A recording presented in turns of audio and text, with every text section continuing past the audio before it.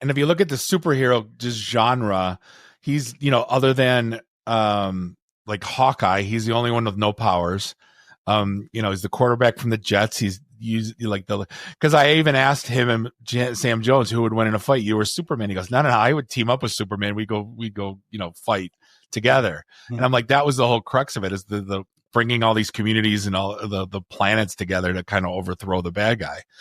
There's a lot to be like underlying about if that's a true superhero just because he doesn't have powers. I think absolutely. This is Technophile Real Talk. Thank you to this episode's sponsor, Checkpoint Software.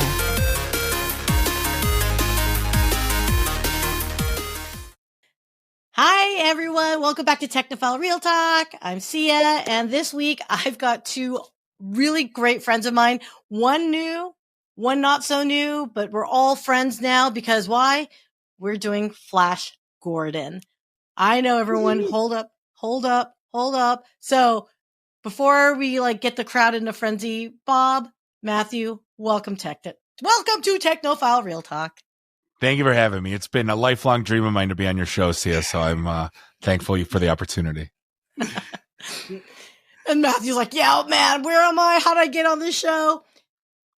This is what happens when you say hi to people in Dallas and all of a sudden you're like, oh my God, I just got suckered into a show. So, okay, guys, Flash Gordon. When I approached you guys separately to talk about, hey, would love to have you be a guest on Technophile Real Talk. I mean, Bob, flat out, it was going to be Flash Gordon or nothing. Or what was the other option? No, there was like 10. I would have been fine with anything. No, you wouldn't. You told me. You're like, no, these are the ones we're doing, period. Don't be nice now, young man. We know you. It was right before Comic-Con, so of course I had to pick Flash Gordon. Of course. I've seen Flash Gordon in my ute, so it's been a few moon cycles since I've seen it. So full disclosure, you guys, I am kind of seeing it with fresh new eyes. So this will be very interesting. But okay, Matthew, you're not new to the whole Flash Gordon. There's some history that you have with this movie. Am I correct? Yeah. I mean, yeah, I remember seeing it in the theater very clearly, and it left a pretty big impression. And it's funny, my college roommate was into it, and we were both film majors, and we were all into Italian movies, like all kinds of foreign films. And then he said, well, who produced that thing is Dino De Laurentiis.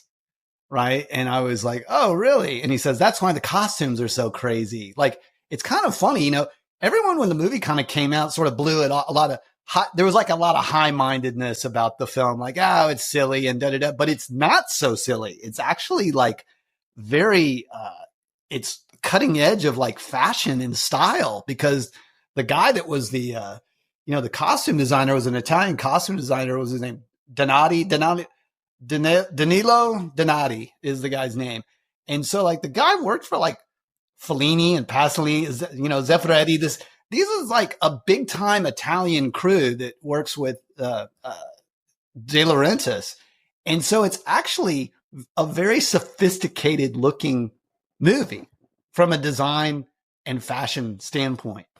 A lot of women should see this movie and know it's the height of fashion. The people that did the set design, another Italian guy, and that did the costumes.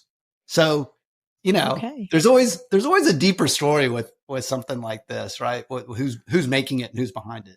On top of that, it's still the greatest movie soundtrack in the history. Oh my God, soundtrack is so good. Yes. Yeah. I mean, it was Queen, right? It was Queen. Oh, yeah. Every song, that's the crazy. Solos, even the little, the high pitched, I'm not going to do it on this, but that was Freddie Mercury. A lot of people don't realize it in the movie. So yeah, Queen, absolutely.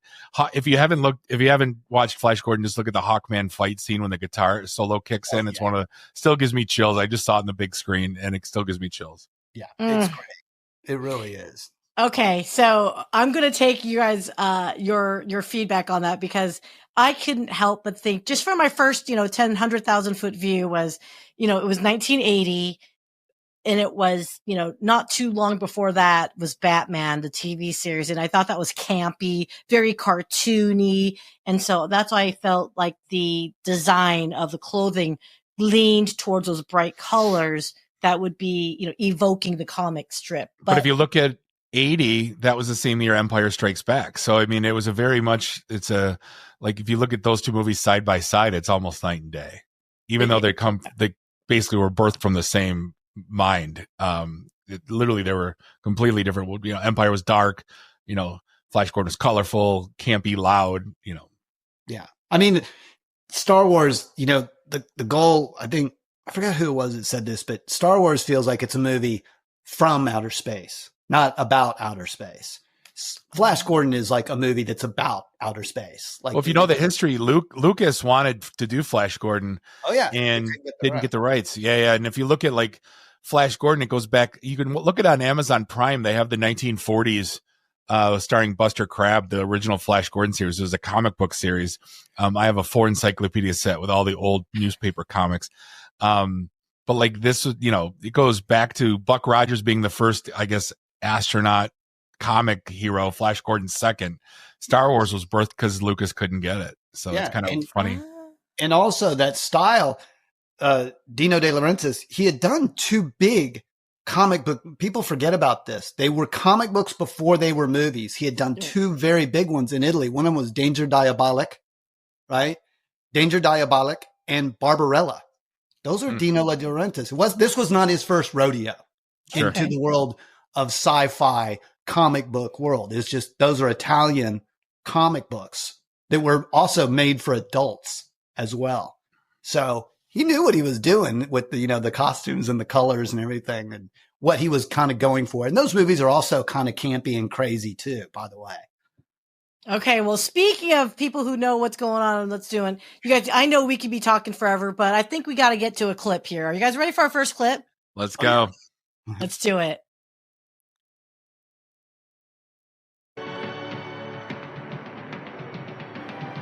See, now that's interesting. In the 1940s, I don't know if Dino didn't have the technology for it, but like that's the exact approach of the ship in the old. So I don't know if that was an homage. I'm assuming it is because I think the technology was there, but how that landing scene, it's almost a replica of the old version.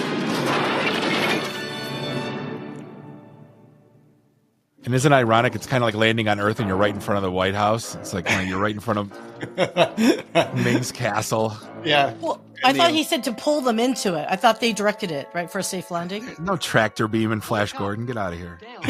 We're okay. I just love the face popping in right there to the window. Like, hello? Yeah. Back home? I don't think so. And the other thing is the clunky armor. But like the guards, you think they're like stormtroopers and they're kind of, you know, awesome. At least all the guards in Flash Gordon were complete idiots. I don't know if they, you know, don't have to fight anyone. And of course, they all speak English. From Earth. Friends. Why would your gun, your bullet be a hand? That never made sense to me either. You couldn't just set your phasers for stun. I'm just curious how much power and energy that would require to extend that thing out. Like, it's clear they are highly developed. Is it wireless? I'm sure it has to be. I saw no cables. Like, they just look so awkward in their movements. Yeah. My God. They were ready for him. I mean, they're already in lineup. They're already, you know. More like a police state. If it is, that could be our good luck. Why? Those are It beautiful means we'll shots. find allies on every side. I was just gonna say that's kind of The poor wretches are just waiting. See, for that's why I us to like lead being. them in That's why I like being paired up with Matt. He looks at this film in a completely different set of eyes than I do. I'm like, I'm looking at like the history, the sci-fi, the music, and you're like looking at the art of it. And that's awesome. I love it. Prisoners follow The guy that was doing the set designs was a guy named Ferdinando Scarfiotti, I think is Scarfiotti, and the guy is amazing. So, okay, this clip cracked it because at the very, very end there, you see what I call like the original drone, you know, a 1980s version of a drone camera greeting them, you know, and taking them in. Well, it could have been like the Star Wars drone, the big basketball with the giant doctor needle. That was like the scariest, scariest thing as a child. Or like hate needles as it is, and you see that thing. But yeah, the fact that they were greeted by a drone, it's kind of a weird. I don't say weird, but just you know. And then if you go extend it into the scene, the drone sees that Zarkov has a gun in his pocket and zaps it. Disintegrates it out of his pocket.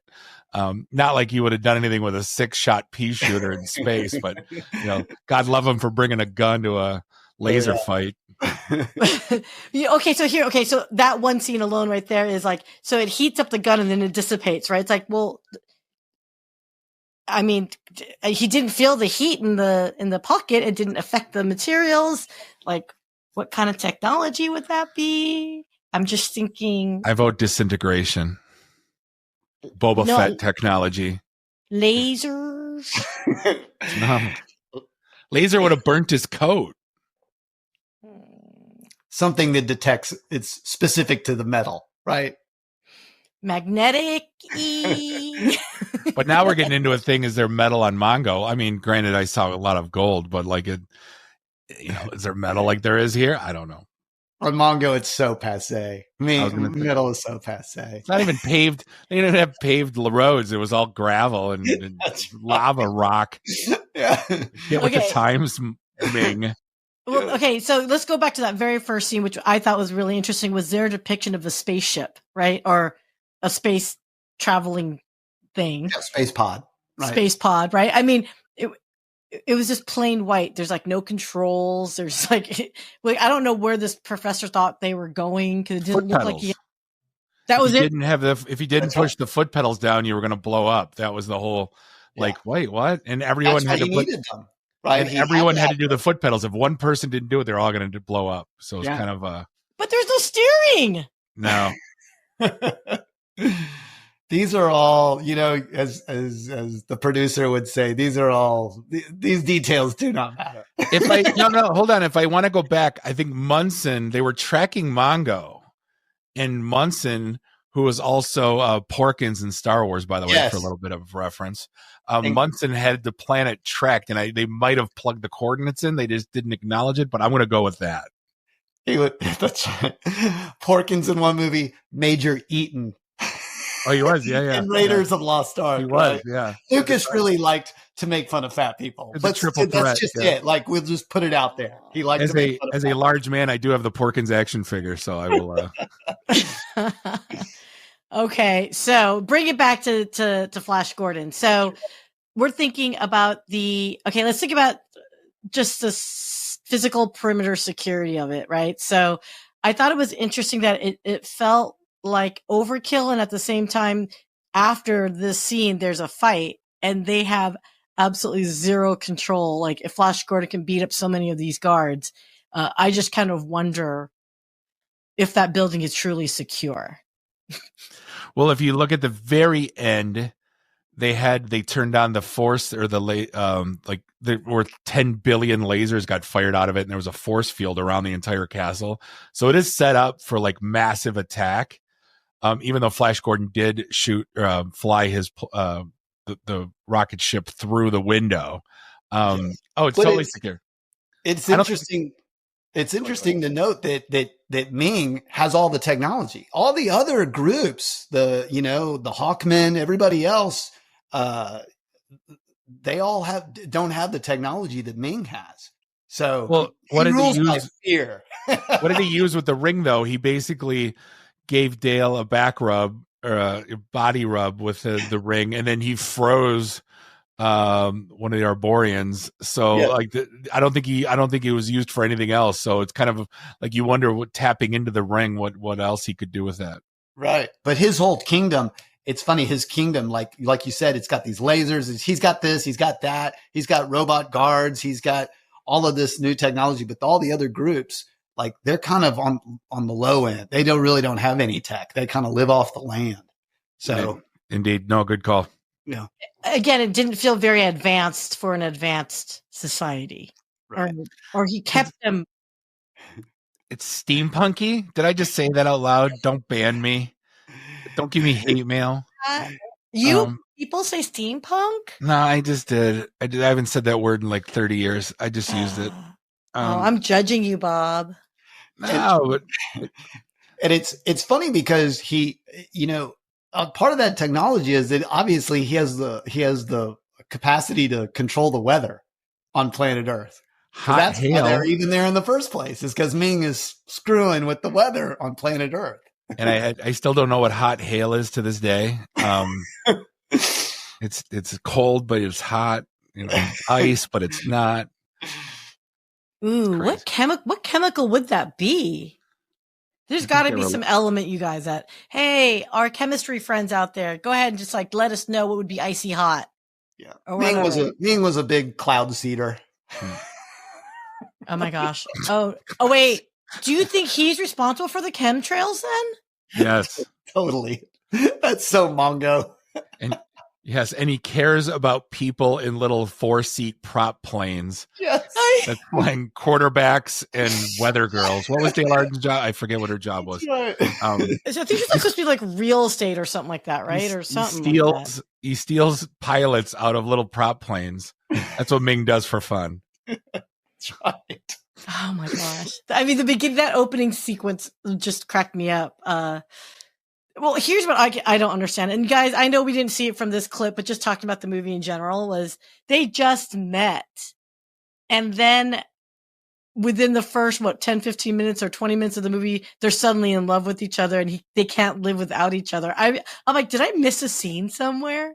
I rewound even. I'm like, I think if you get thrust into space and you're the same age as someone, you're going to latch on and you're going to get married, and it doesn't matter. Like Topol wasn't going to do anything anyway. He's just a lonely scientist. He lived with Munson.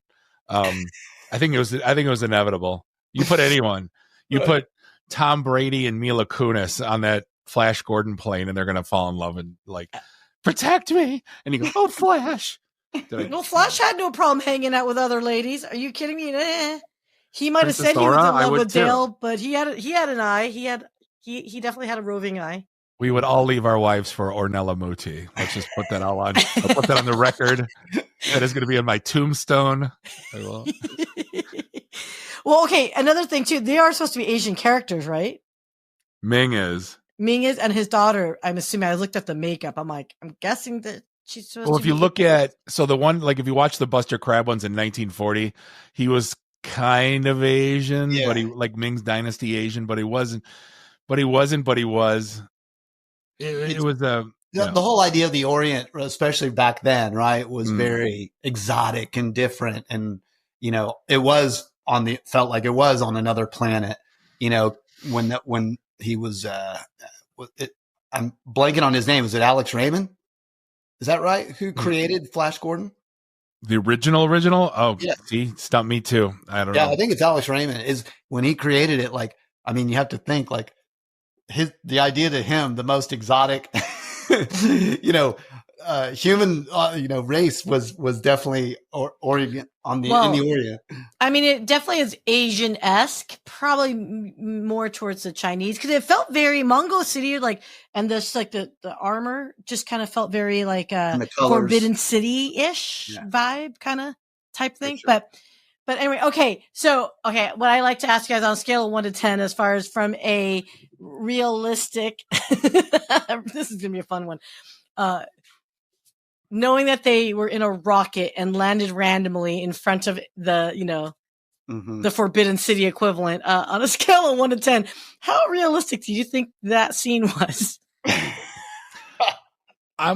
Hang on. So there's a lot of preface to this. The homage to the original and holding true to what it was supposed to be, it's a solid 10.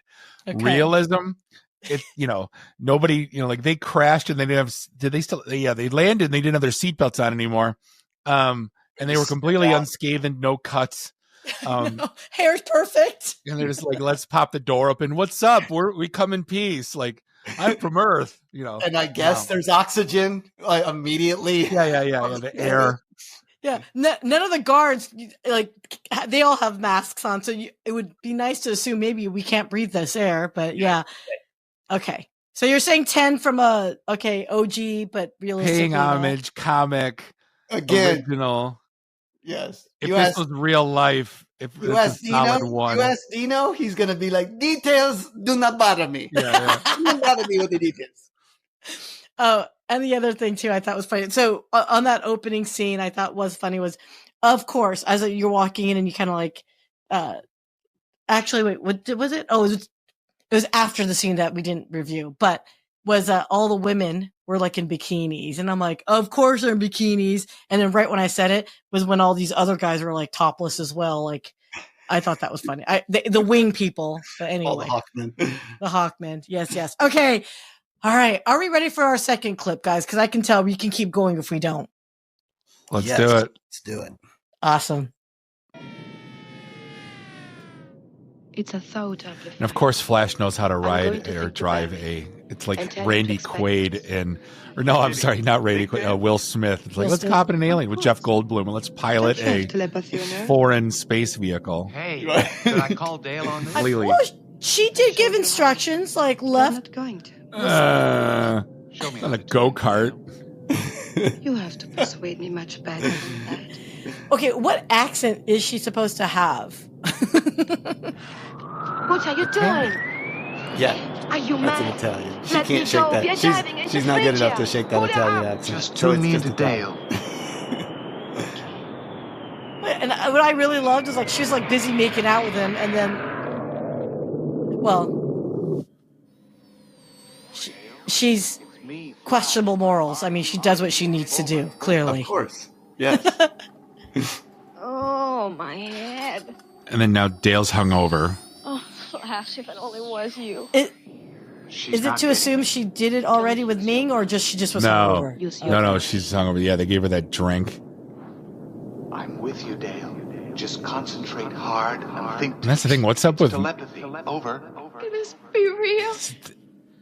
Look, if my boyfriend's sitting there, I'm thinking of you while a girl's molesting him. I'm not going to be the happiest camper. I'm just saying. But what's up with Ming and with Aura? They're both like everything. They're just like Aura's like the Mongo slut, and then Ming has just got this harem. Girls know how it is. It's done to me. I mean, who has time to do anything? Like, look at him. He's not stopping her. Why is he sleeping though? That was so. I'm just gonna take a nap while I'm flying. Well, how? See, again, how is she talking just to him? Why wouldn't Aura hear it? It wasn't about you. Over. Who would like? Is it like open radio, like ham radio? Where? Don't you like? I've got to stop thinking too much. Maybe it's embedded Bluetooth. What do you think? In Maybe where? embedded In Bluetooth? your head? Maybe. I don't know.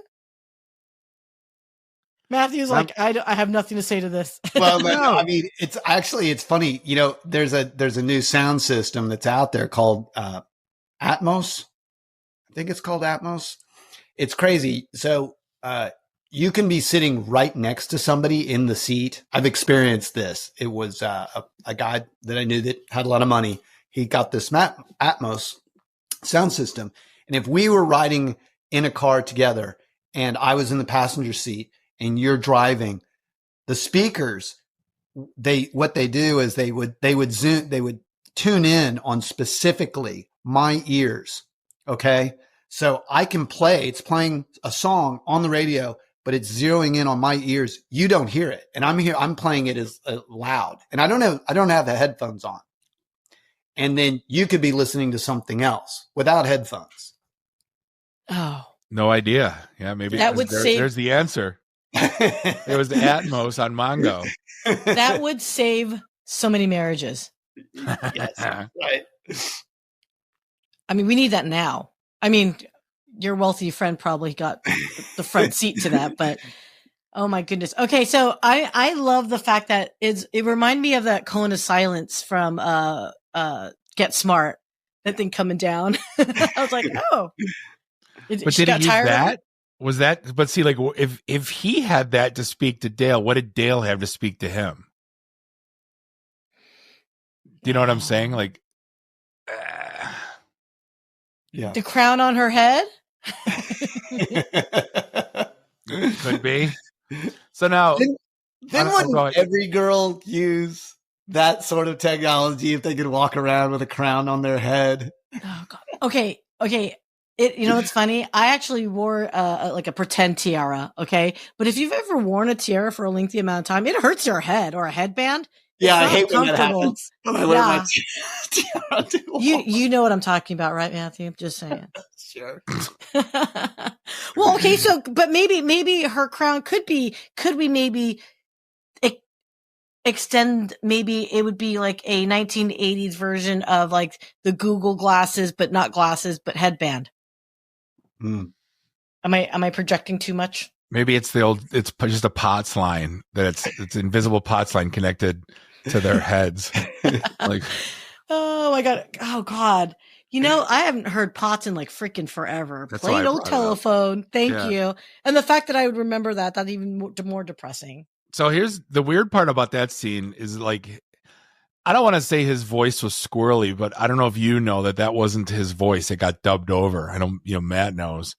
They went to do there's a documentary on Amazon Prime called Life After Flash, and he talks about it at length, that they went to go shoot reshoots, and Flash Gordon's agent apparently was like, hey, you got to pay him right now.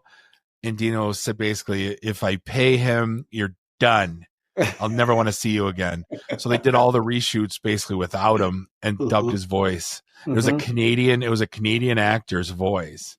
Because if you meet Flash, he's very California. Like when he sat and he's like, how you doing? Like, how you doing, Sam? He's like, spectacular. Like he's very like raspy, like surfer voice because he grew up in San Diego.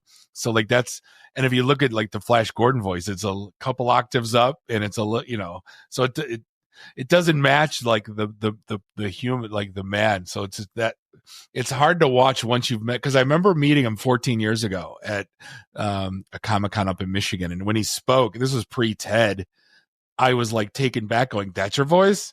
Like I didn't know the story. And then as the more I looked into it, that was that's why his voice is kind of a little weird. Okay, I thought it felt off. I felt the voice didn't match the face so much, but I thought it was more like the whole sound quality in general was almost like that 70s kung fu fighting slightly off. Just slightly off. Yeah. Want to fight? I'm sure. So here's the kicker. If I'm on the phone with my wife, and as I'm speaking to her going, what are you doing? I go, I'm driving down the road, going to pick up some Taco Bell. This girl is totally turning me on. And she's like, what? And you go, nothing. I'll talk about it later. That conversation's not stopping right there. That's going to be full blown out, like either on the phone or in person. I'm getting my whooped in one way, shape, or form.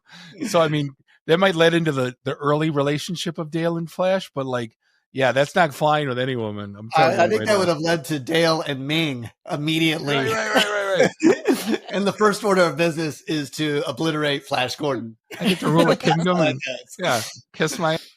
That's too funny. And I'm sure from what I understand, again, it's like, Mike Hodges directed this movie, and the guy was a serious director. And I'm sure he was turning to Dino saying, but it's not his voice. Details. Do not bother me with these details. I do not need to hear it. Yeah. Dale would murder him. You can't use this line. Hey! Let it go. It doesn't matter.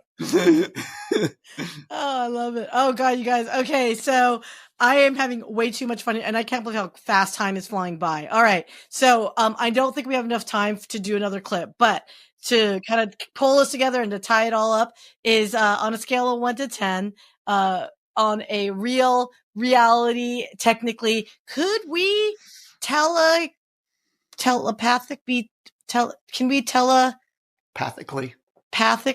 enter each other's brains for conversations? Do you think that is something that can be done? Eventually. Yes, I do. Okay. Eventually. Yeah, I mean, it's in a galaxy far, far away. They could do anything. Yeah. I mean, there's people who are openly wanting to put chips in their head anyway. So I think there's some truth to that statement. Okay. Don't watch Black Mirror season 7, episode 1 if you want to do the whole chip in your head thing. That's funny, Bob, you mentioned we haven't done Black Mirror yet. Oh, the new season's great. The new season's fantastic. Black Mirror messes me up, man, you guys. I loved season 1. But it keeps you thinking. It makes it's one of those shows that like I wake up in the middle of the night going, but what if? And it just disturbs me because I keep thinking. It's almost too intense for me because I keep thinking about it. I don't know if they'll ever be able to top that first season in some of those episodes, but oh my gosh, they are on the money. 7 knocked it out of the park. It was fantastic. Really, 7. Okay. See you guys. So I absolutely love to have you guys. I would love to have you back. You guys give me an episode or a movie or a TV show that you guys want to do. Please, I would love to have you guys come back. Final thoughts on Flash Gordon. Okay, Bob, you're going to go first. Why is this movie your favorite movie, and why should somebody be like a Gen Zer who's never seen it? Why should they love it as much as you do? So this is by far my favorite movie of all time. Caddyshack being a close second, Empire being third. And I will go into it as that I'm a weird human being where it's mine. I was always, back in the old days when I went to the bar, I drank Rolling Rock. Why? Because no one else did. It was mine. For me, there's this ownership of Flash Gordon in my circle and in my group of friends. And I love getting excited and teaching people about things that they might not know about. And it's easy to talk about Star Wars and get in arguments, but not a lot of people have been introduced to Flash Gordon. I kind of got immersed into it. And, just again, I look at it through a different eyes than Matt does. He sees the art into it. I'm not a very artistic person. Was that the right word? I was going to say. But in my opinion, it's one of the, and then the history behind it too, it makes it even better. And then finally getting to meet Sam Jones about a month ago was kind of the crown jewel of my, my comic life. So it's a 10 out of 10. Go watch it. Open-mindedly. Cause I know like a couple of my neighbors are in their 30s and I'm like, dude, you got to come see this scene. And I show them the Hawkman scene. And they're like, Bob, you're an idiot. And they walk out of my house and I'm like, don't get it. You don't get it. And if you don't get it, that's fine. I'm not gonna lie to you. When I watched it with my boyfriend, I'm not gonna lie. I was like, I think I'm sober. I think I'm too sober for this movie. That's pretty funny. So I enjoyed the movie. I enjoy the movie on a lot of different sort of levels, but I like movies specifically. I like a lot of films where I know what the audience may be looking at and seeing, but they're not seeing something deeper and something more interesting behind it. And to me, it is, if you're into fashion and if you're into film and if you're into set design, like you have to see this movie, regardless of what you think of it and the acting and all of it, because this was the height of Italian fashion. And there was no bigger film producer than Dino De Laurentiis. And, the set designer and the costume designer, like that was it. So people may laugh it off, and they do that with a lot of films sometimes, but like there's a lot going on with this film and so that's and if you look at the superhero just genre, he's, other than like Hawkeye, he's the only one with no powers. He's the quarterback from the Jets. He's used because I even asked him and Sam Jones who would win in a fight. You were Superman. He goes, no, I would team up with Superman. We go, fight together. Mm-hmm. And I'm like, that was the whole crux of it, is the bringing all these communities and all the planets together to kind of overthrow the bad guy. There's a lot to be underlying about if that's a true superhero just because he doesn't have powers. I think absolutely. Okay. I was about to wrap it up. I have one last question if you guys happen to know it. If not, someone in the audience, please let me know. Did the Jets pay to have their brand in the movie? In the movie. Was that a thing in the 80s? I remember that they let them do a photo shoot on the field. I have a jersey and a football sign, Jets, it's the only thing I'll ever own. That's New York Jets. I don't think they paid like they do today. Like if there's Pringles in Wayne's World and because Frito-Lay gave him $100,000 or whatever. I think it was just, he was a water polo player in the original and you can't have a water polo player. So yeah.